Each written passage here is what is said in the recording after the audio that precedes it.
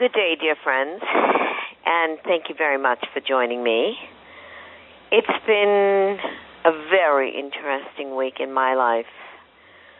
Not all good, some very trying things.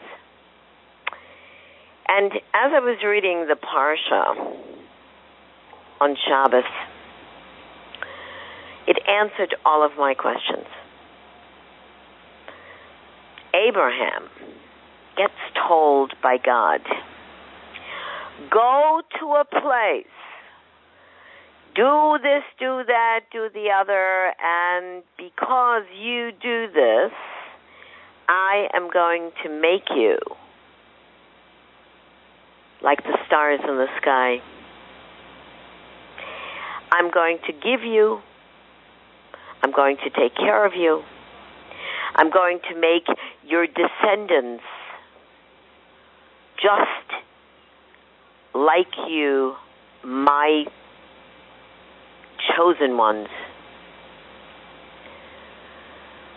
And Abraham went. And he did exactly what Hashem told him.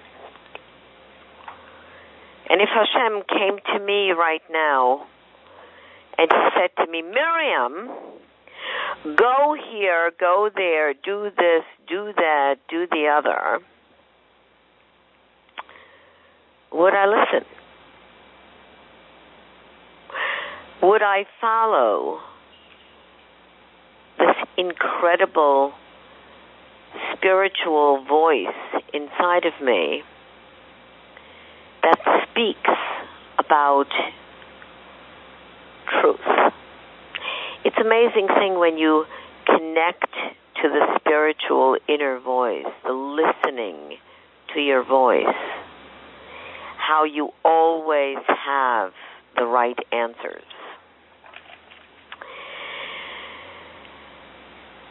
Trust, faith in God's promise. Abraham had such faith, and the promise that his descendants would be countless like the stars in heaven made him the father of all of us. He was ready to wait for God's time without doubting God's truth. That is the mark of true and real faith. Steadfast trust in God despite darkness and disappointment, and despite the fact that circumstances all point in the opposite direction.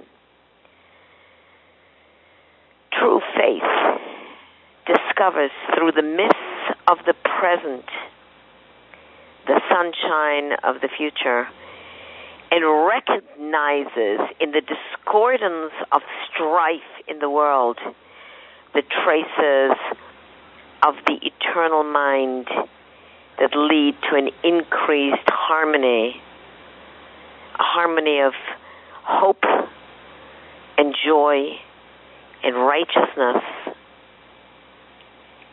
real belief, trustful surrender, loving will, wisdom of God is the proof that such spiritual faithfulness is a great virtue and cannot be found where there is unrighteousness. And in the world where we live, turn around and you see unrighteousness. You see people who, for their own gain and for their own schemes, will really sell their brothers. This is not a Jewish habit. I think in many ways we're much better than most. But it's a human habit.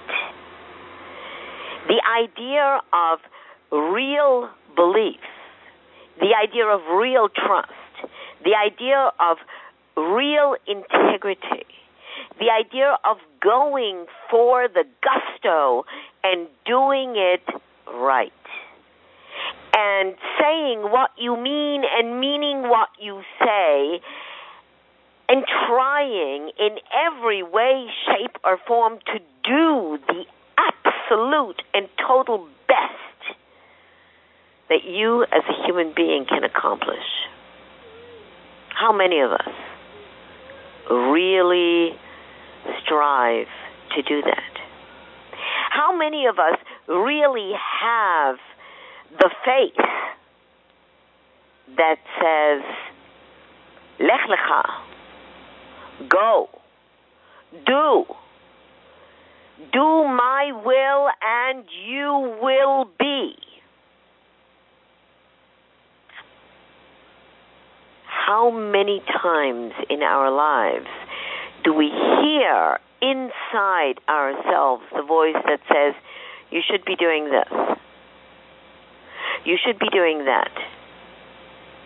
And we do just exactly the opposite because it's not convenient, because at the moment there are other things that are much more important, that have much greater precedent.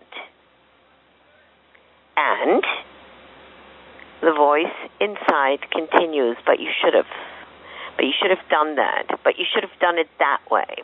I'll give you an example. I got a call Tuesday night from my mother, and Tuesday afternoon rather. I wasn't able to hear our show last week, and she says, I'm dying, come now. And this is not the first time I've heard this. I've heard it since I'm a child. It's always been, maybe not I'm dying, but I'm sick, I'm this, I'm that, I'm the other. And all my life, I have always responded to it out of guilt. Guilt for a concentration camp surviving parent. Guilt for I need to do more. Guilt for I'm well and she's not. And so all of my life, I've made up excuses for why I must be doing that, mainly with that M. The respect and responsibility and the holiness of the mother and the parent. And again, when I heard this message, when I heard this voice, I was inside me reliving the many voices that I've heard all of my life. And I said, I have to go. And everybody around me told me not to go. Everybody around me told me that this is just another one of the ploys, whatever. Inside myself and who I am, I decided that I needed to go. And I flew at 9 o'clock at night. I arrived at 1:30 at night. And there was my mother in the hospital, in very good condition, fairly good condition. But, basically she wants to die because things are not going in her way. And so physically, the doctors can't find anything. But in other ways, there are some very serious issues. And so I tried so hard to resolve all of the issues. And I left 2 days later with her out of the hospital and everything being perfectly okay. having left everything arranged because I had some very, very important appointments that I needed to fulfill, and because I felt that there was nothing more that I could do at that moment, and my integrity was totally intact with what I had done, how I had done it, what I had left, and I went about my business. Yesterday after Shabbos, today is Sunday, yesterday after Shabbos, I picked up a message that said, I am dying, and the whole thing began all over again. And I realized that this time I was not going to go. And inside myself, I am struggling at this very moment with all of the things that are going on, because everything that I worked on, everything that I did, everything that I established, everything that I created in the 2 days that I was there was completely taken apart by other people because of their own self-serving issues.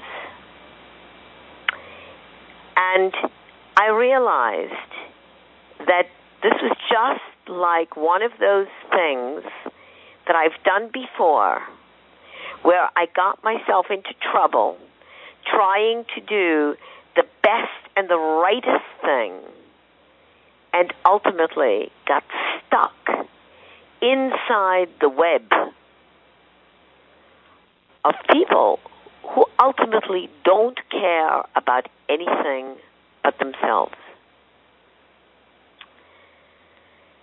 And I realized, and I'm sitting here as I'm doing this conversation, as we're doing our soul reflections together, I realize that so many people must have similar issues, where they themselves really try very hard to do the right thing, and where the Yetzer Hara, the outside world, is just after them with a powerful vengeance and just doesn't let it go in the right way.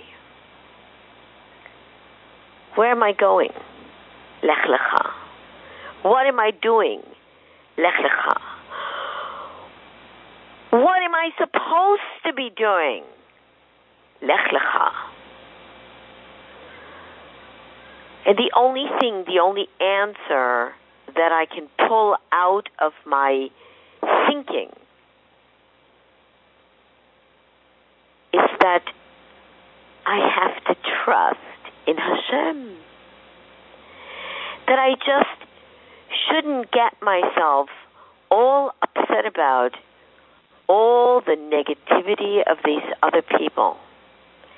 And I just have to do what I think is right.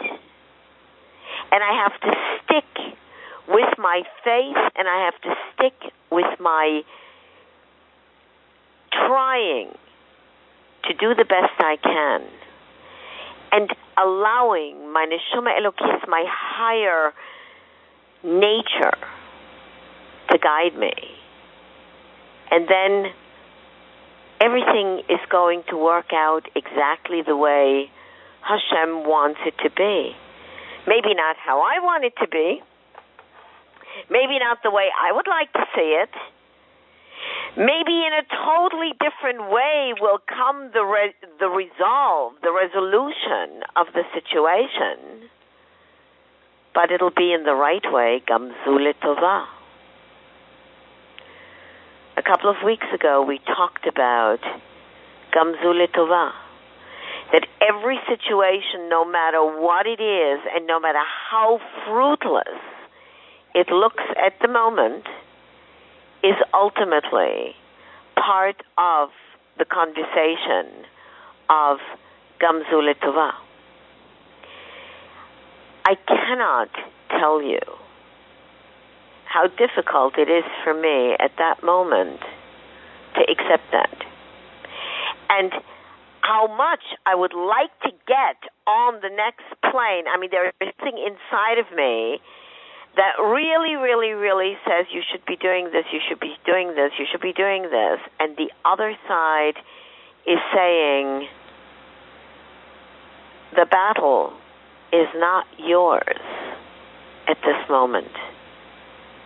The battle has to be fought according to Hashem's desires, not your desire. Because no matter what you're going to try to influence the situation, it is going to play out exactly the way Hashem wants it to be. And I think that that is what this week's Parsha is all about. That in order for us to really appreciate Abraham as the father of our nation, we have to emulate him in our undaunting faith, in our total and complete devotion to Hashem, in our complete and total understanding that you and I are really not in control, but our choices are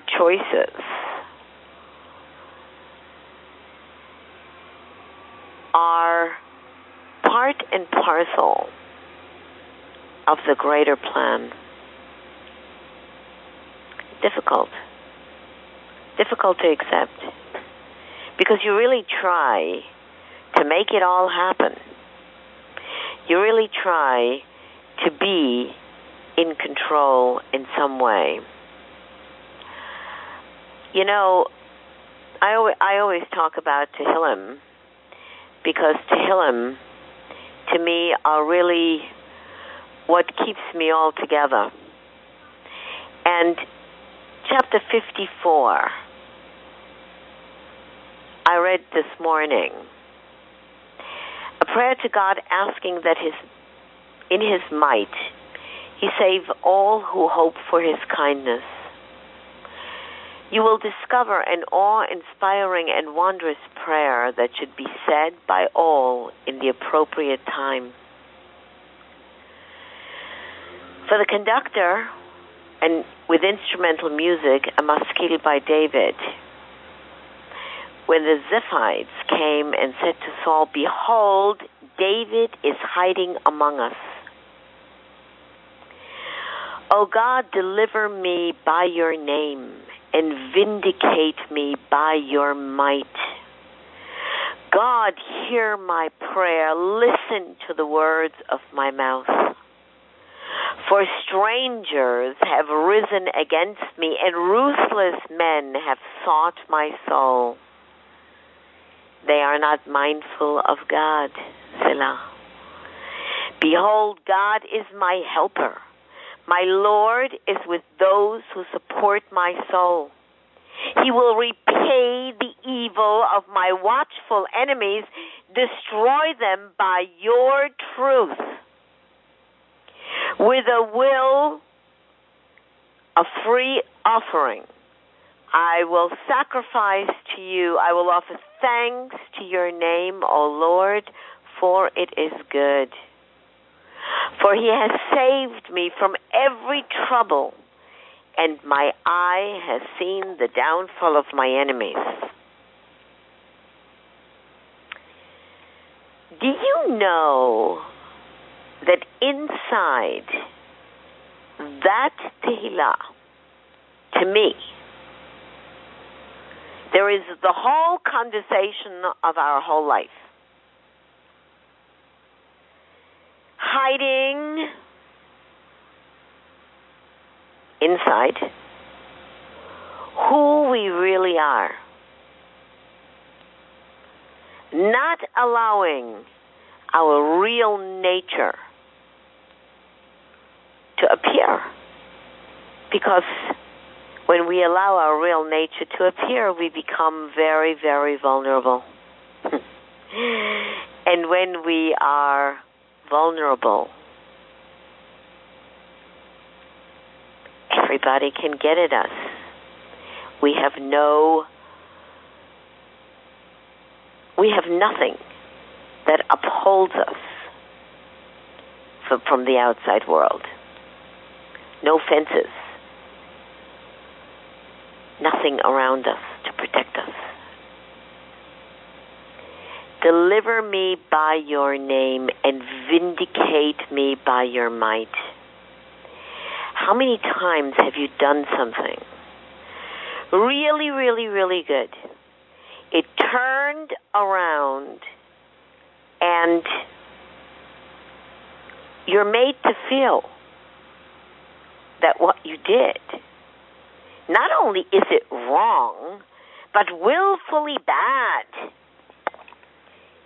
And you begin to doubt your own senses, your own feelings, your own internal knowledge, your own sensibilities.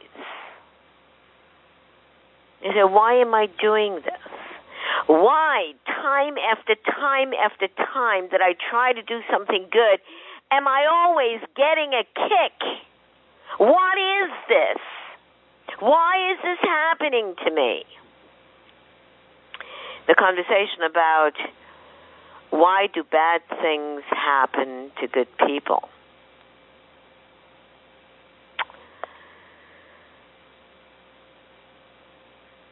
O God, deliver me by your name and vindicate me by your might. Is there a more powerful vindicator than Hashem?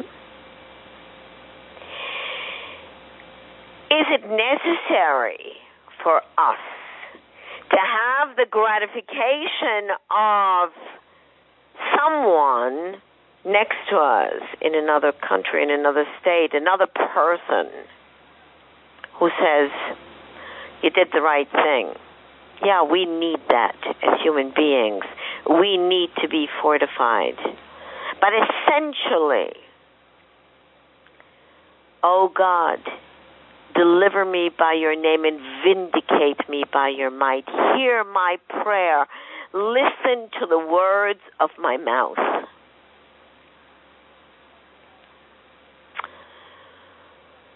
Listen to the words of my mouth.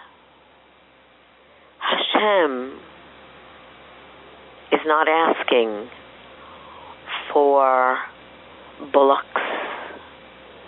And he's not asking for anything. Sacrifices he doesn't need because everything belongs to him anyway. But what he does need is a contrite spirit. He needs a broken heart. He needs an open soul. He needs for you to come to him and say, oh God, deliver me by your name and vindicate me by your might. Hear my prayer. Listen to the words of my mouth. Everything around me seems like it's falling to pieces. Everything around me looks as though I'm the villain, I'm the culprit, and all I'm trying to do is the right thing. And they are making out as though I am the villain, when in reality all they're doing is covering up their own evil and their own inclinations. And you don't know how to get through this thicket Behold, God is my helper. My Lord is with those who support my soul. He will repay the evil of my watchful enemies. I don't have to worry about it because I know inside my heart that I did the right thing. And I come to Hashem and I say to him, I have faith in you. You will support my soul. You will be mindful of me. And you will take care of those ruthless men who have sought my soul. Oh, but I find that so hard. I find that so difficult. I want to be able to be like Avram Avinu and Sarai. Can you imagine Sarai believing so totally that she would have a child? And Avram Avinu believing so totally that he would have an heir. But you know something? As holy as they were, and as faithful to Hashem as they were human. They were human. And they thought of a way to make sure that Avram Avinu would be taken care of when he went to Egypt. He made sure to tell his wife, to say, you're my sister, so everything would be okay. And can you imagine that in reality, he gave up his wife in order for him to be served? Sometimes out of something not so great comes something really good. Gamzu l'tova. He was human. Absolutely, totally human. But he was above human because even though his evil inclination tried very hard to get to him and did in some ways, the power of Hashem and his light was stronger, much stronger. I can understand him. Can you imagine you're going to a place and you have this absolutely gorgeous wife, and you know that they're going to go after you and they're going to kill you, so they get at your wife. But, of course, if she's your sister, then you don't have a problem. And because she's your sister and she's so beautiful, she can open all kinds of doors for you. And you can overcome a lot of difficulty. So for a while you do this, and you get away with it until you don't get away with it anymore. The conversation is, and I have known this on my own self, and I have seen it in my dealings in my life, over and over and over again. Very mundane proverb. You can fool some of the people some of the time, but you can't fool all the people all the time. Does not work. So why not do it right to begin with? Why not do it right to begin with? Most of us don't ever think that the day of reckoning is going to come. Most of us think that if we're getting away with it, then maybe we will never have to pay for it. Maybe if a man cheats on his wife, maybe nobody will ever know.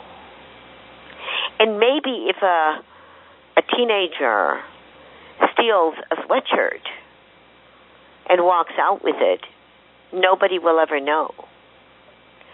And maybe if I schmay a little bit, I'll get away with something, and nobody will ever know. And you know what? People get away with it.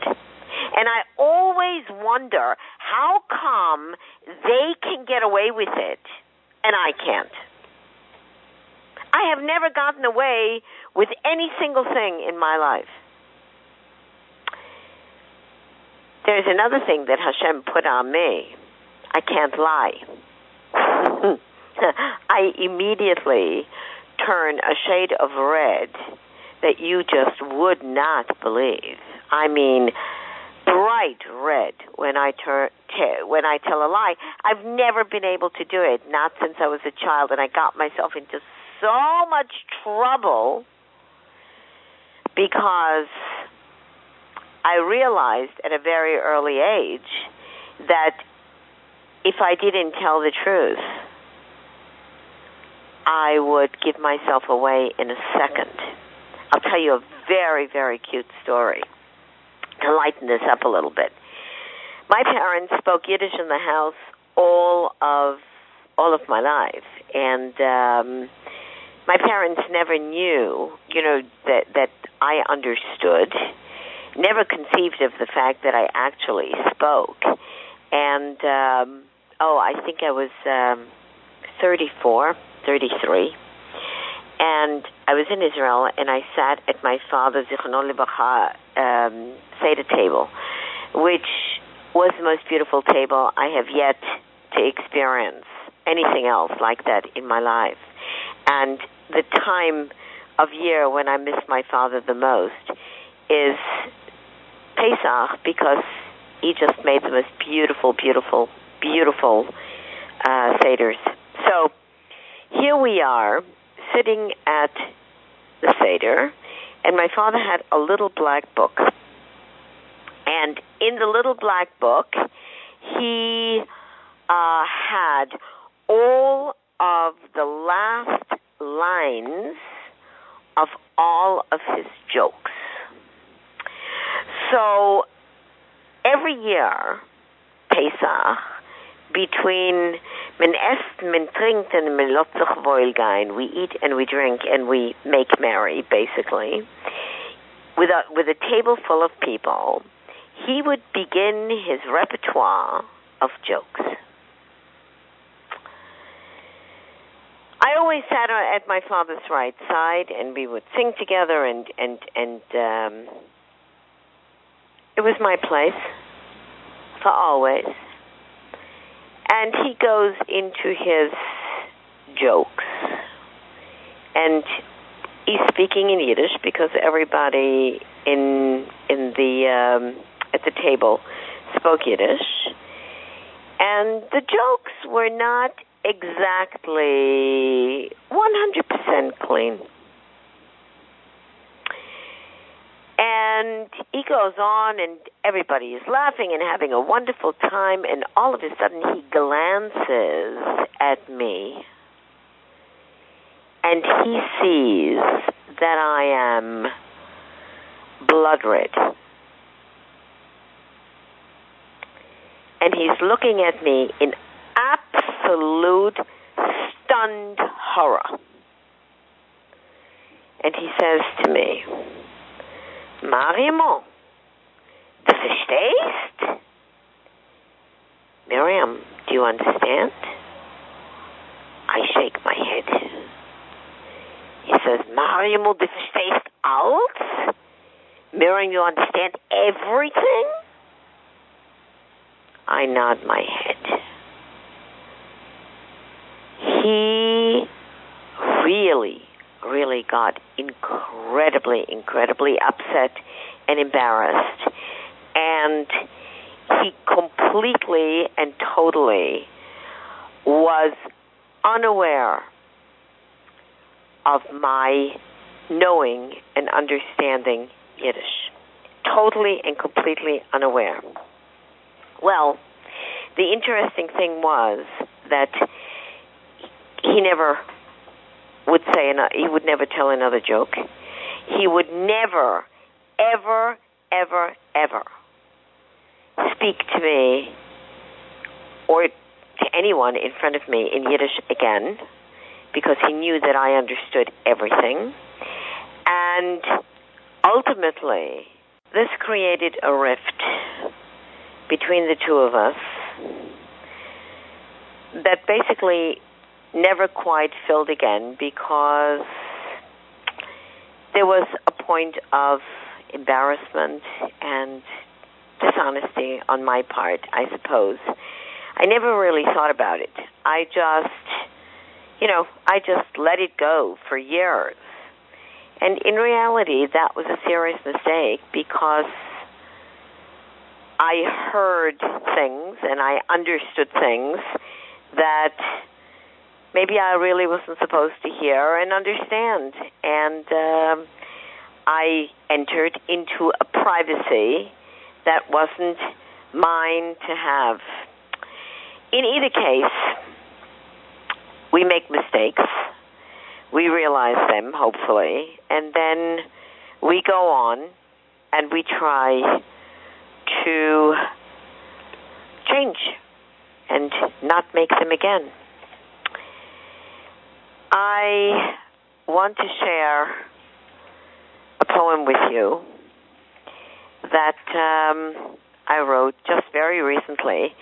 I was nominated for the Who's Who in International Poetry, and they asked for a new poem that had never been published, and so I decided I would send them this one.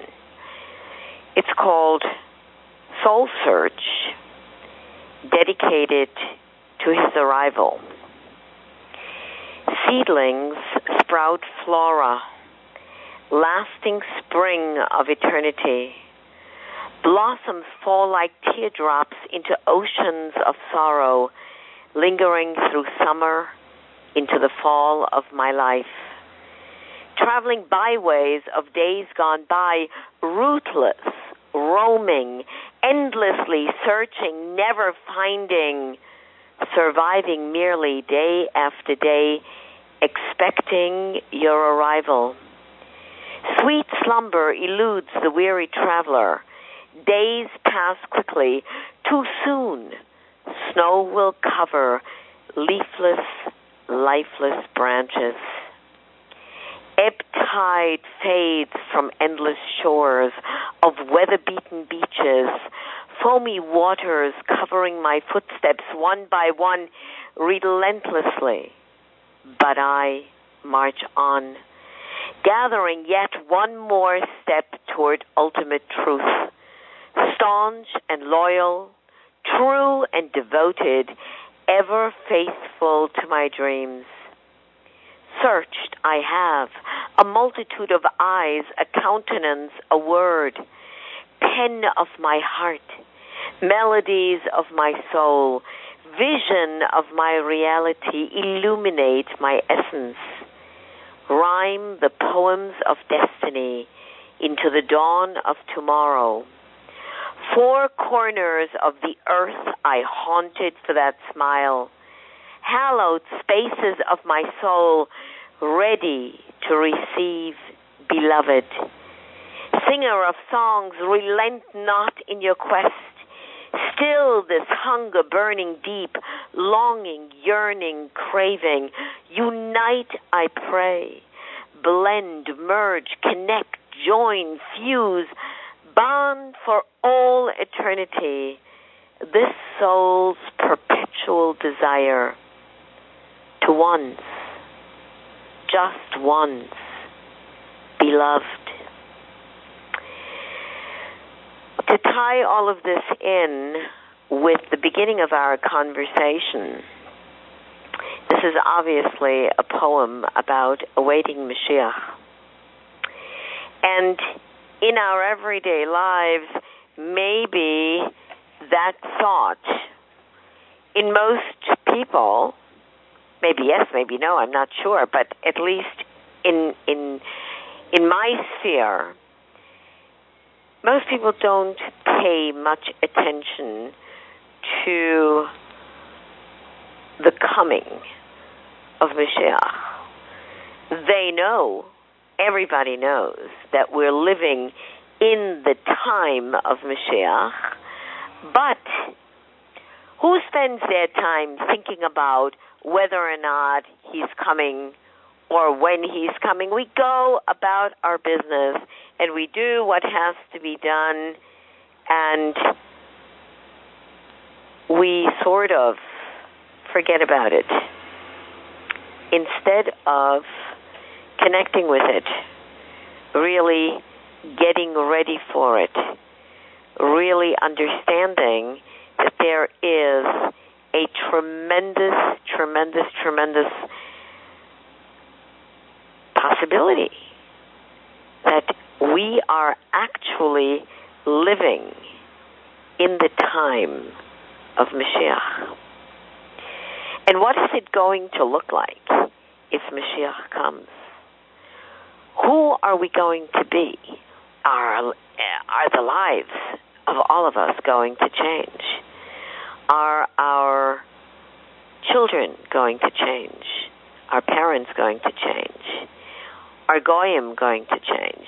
I have all of these thoughts in my head. And another thought, who is going to be Mashiach's wife? I know that a man without a woman is just half as she is without him. And Mashiach coming by himself without being accompanied by a wife seems to me to be just half the conversation. Somewhere I know there is something written about Mrs. Mashiach, but I would like to know who she is. What is her source?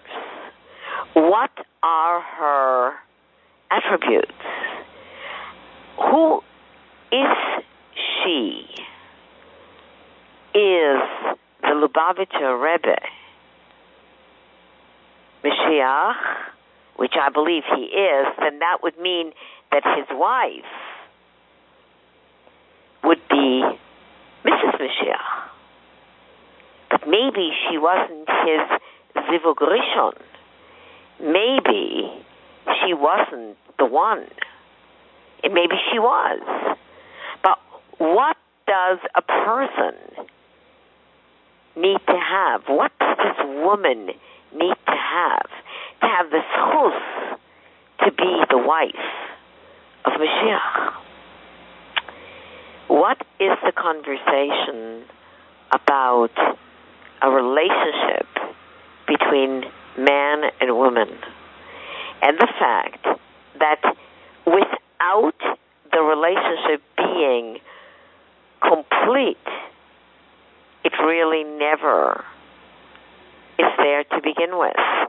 In other words, a man can live his life, a woman can live her life, and without being together and completing each other, it's not finished. It's not complete. I don't have another word.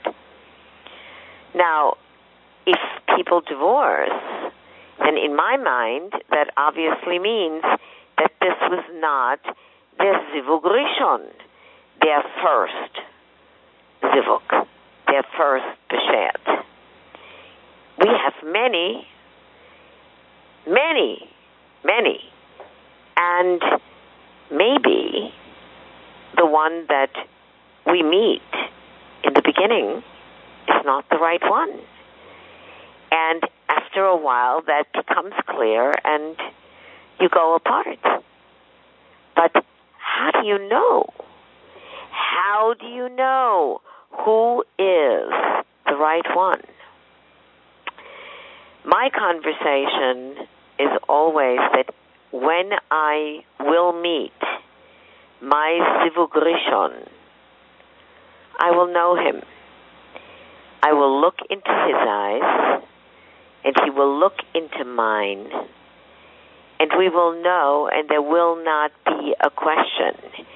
Everything else is just going to sort of fall into place. Very romantic, don't you think? Very childish, very naive. Well, maybe so, but I don't think so. I have dreamt about my Zivug Rishon from childhood. As long as I can remember, I have dreamt about the soul of my soul.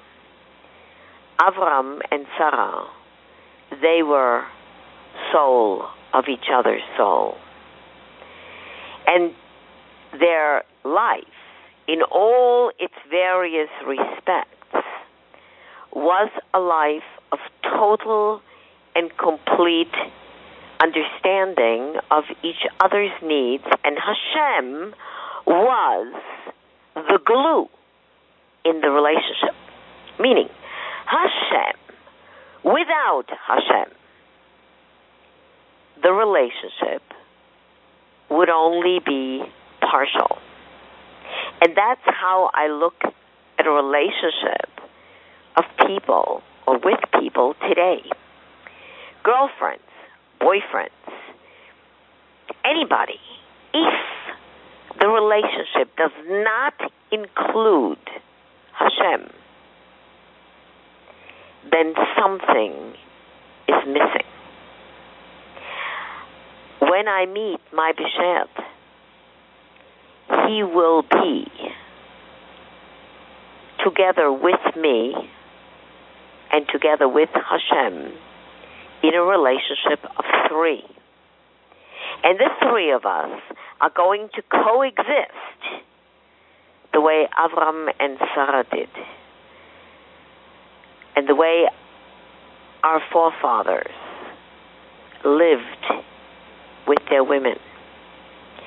And it will be a combination that will work because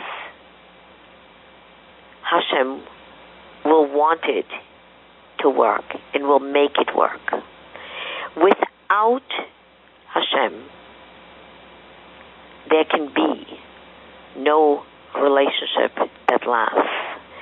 Without the power of mitzvahs, good deeds, and chesed, kindness, and gevura, strength, and power, there can be no completion in the relationship.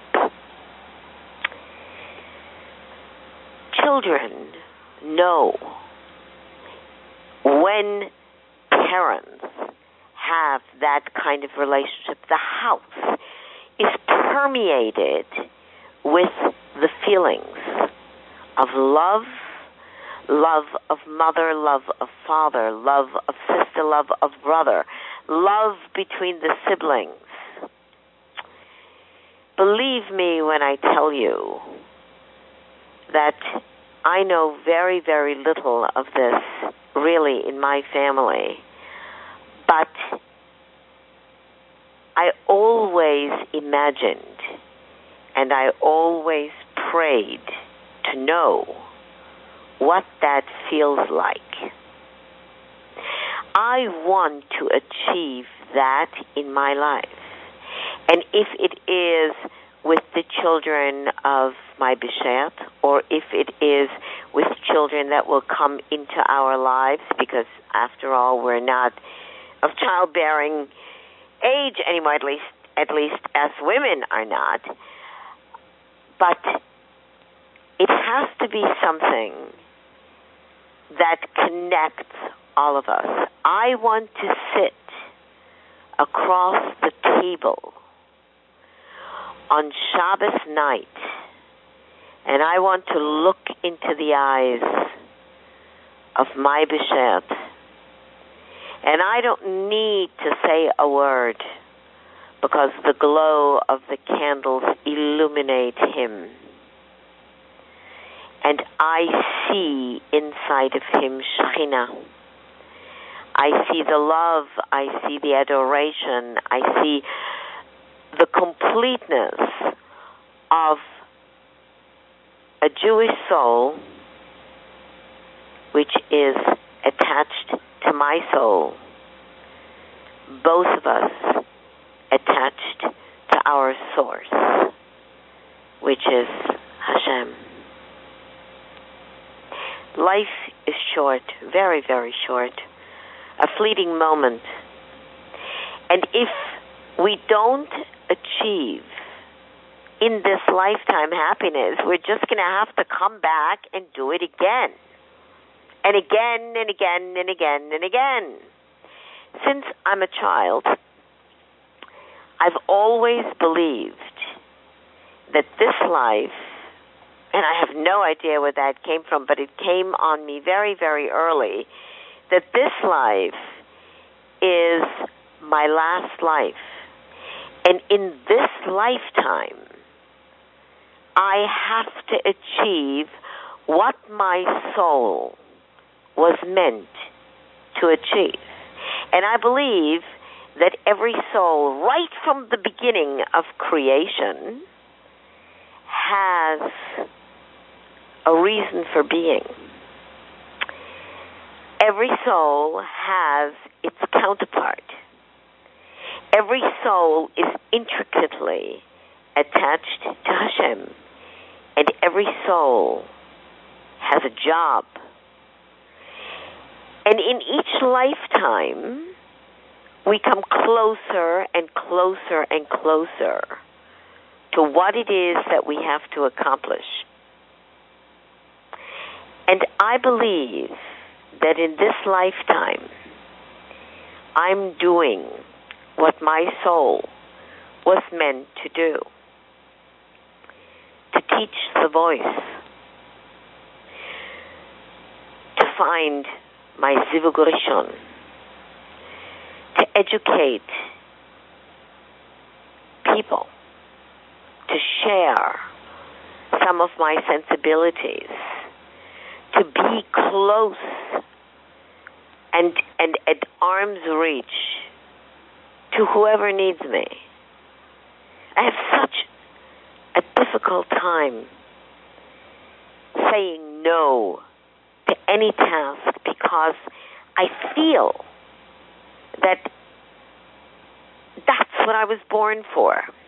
If a student calls me, or he's not even my student yet, and he says, I need help, and I don't have any hours, I'll find another hour, and it's almost like the day stretches for me. Something always happens, so I can accommodate somebody else. When I feel so tired and so exhausted that I think I can't perform any deeds anymore for the day, something happens, and I find the strength, and I find the koyach, and I find the desire to do it anyway. And when I'm upset, like I am today, and when I'm hurting, and when I feel that something was done wrong, then I go to Hashem and I ask for strength, and I ask for guidance, and I ask for wisdom, and I ask to be blessed with understanding that I can yet perform again another task in the name of Hashem for the goodness of whoever needs it. Believe me when I tell you, I'm just a normal, everyday person doing their job. And you have in you the greatness of Avraham Avinu, of Sarah Imenu, of Yaakov, of Yitzchak. We all have it. We all are blessed with the power of the source. We all can achieve amazing and incredible things if we attach ourselves to the understanding that our koyach, our strength, is Ein Sof, unlimited, and that we can touch it and feel it and grab onto it every moment of every day with total confidence that Hashem hears us, that He hears our prayers, that He hears our crying. And when we go to sleep at night, and when we say our last Shema, and we should always never forget to say our last Shema, we know that our soul goes traveling. It cleanses itself. It gathers strength. It gathers power. It gathers life itself from the source. And we wake in the morning again, refreshed, rejuvenated, ready to face the next day with the goodness and the glory and the power of Shekhinah. And we have the zchus, we are allowed, we are blessed to be able to perform our tasks for the goodness of everyone. We, as Jews, have to be better than anybody else. We are the light that illuminates the world. And if we have to suffer to be that, it's our privilege because Hashem has chosen us. It's not easy. It's definitely not easy. Oh, but it's so worthwhile. And once you get it, once you have the understanding, once you have the real power of attaching yourself to your completion, to the light of your light, to the soul of your soul, to the source of all sources, you are blessed. And you can continue every day b'simcha, with joy. Remember in our other talks, I talk about Ivdu et Hashem b'simcha. I will work for Hashem with great, great, great joy. So for the next week, I wish you to be the power of Avraham Avinu. I wish you to lech lecha, to every corner of the world, besimcha, with joy. Do the avodah that you have to do. And know that not everything is perfect and not everything is right. And there are tears and there are strife and there is difficulty and misery, but you know what? All of that only makes your reservation of the condominium penthouse in Olam Haba. But don't forget, 1 second of life is greater than a lifetime in Olam Haba. So live each moment as though it were your last, and therefore enjoy every moment. B'simcha. May you have a blessed and beautiful week. Write to me at soulreflections@AOL.com. Sorry, soulreflections9@AOL.com. Visit my website at soulreflections-poetry.com and musicvisions.intl.com, and think about who is Mrs. Mashiach. Who should she be? What should her attributes be? In about a week, I'm promised that we're going to be live. Please remember to call in and we'll talk about it. It'll be so exciting to be online with you.